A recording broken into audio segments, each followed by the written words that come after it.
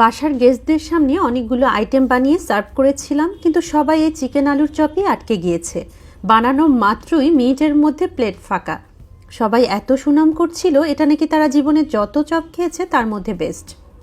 আমি 2টা মিডিয়াম সাইজের আলু সিদ্ধ করে নিয়েছি। এখন একটা গ্রেটার দিয়ে এটাকে গ্রেট করে নিচ্ছি।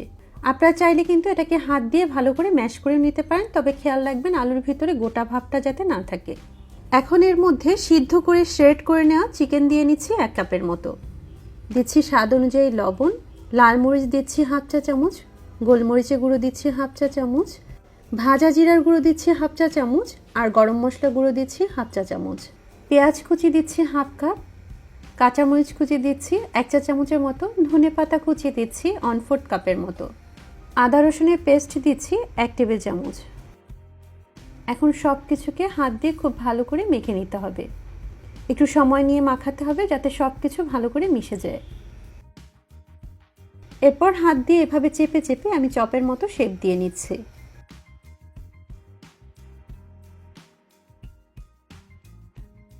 এখন অন্য একটা মিক্সিং বলে আমি একটা ডিম ভেঙে নিয়েছি, আর এটাকে কাঁটা চামচ দিয়ে বিট করে একটা সাইডে রেখে দিচ্ছি। এখন আগে তৈরি করে রাখা সেই চিকেন আলুর চপটাকে এই ডিমের মিশ্রণের মধ্যে দিয়ে ভালো করে ডিপ করে নিতে হবে। তারপর অন্য একটা বাটিতে আমি ব্রেড ক্রাম্ব নিয়ে নিয়েছি। এর ভিতরে এই চিকেন আলুর চপটাকে ভালো করে গড়িয়ে নিতে হবে। আমার আগের ভিডিওতে অনেকেই আপনারা কমেন্ট করেছেন ব্রেড ক্রাম্ব কি। ব্রেড ক্রাম্ব হচ্ছে পাউরুটির গুঁড়ো। এটা সুপার শপে বা বিভিন্ন মুদি দোকানে আপনারা কিনতে পাবেন।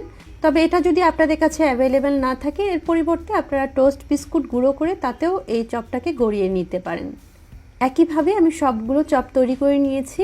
এভাবে আপনারা চাইলে চপটাকে একটা এয়ারটাইট বক্সে রেখে প্রায় 1.5 থেকে 2 মাসের মতো সংরক্ষণ করে রাখতে পারেন।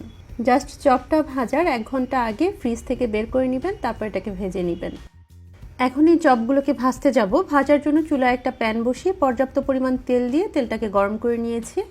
এখন একে একে চপগুলো এর মধ্যে দিয়ে নিচ্ছি। এই চপটাকে কিন্তু খুব বেশি সময় নিয়ে ভাজার দরকার নেই, কারণ চপের ভিতরে আমি যে ইনগ্রিডিয়েন্টসগুলো ব্যবহার করেছি, আলু, চিকেন, এগুলো কিন্তু আগেই বয়েল করা রয়েছে। জাস্ট উপরে একটু কালারটা চলে আসা পর্যন্ত অপেক্ষা করতে হবে। পুরো প্রসেস দেখলেই কিন্তু বোঝা যাচ্ছে যে এই চিকেন আলুর চপটা কতটা মজার হবে। আপনারা বাসায় তৈরি করলে এটা বুঝতে পারবেন।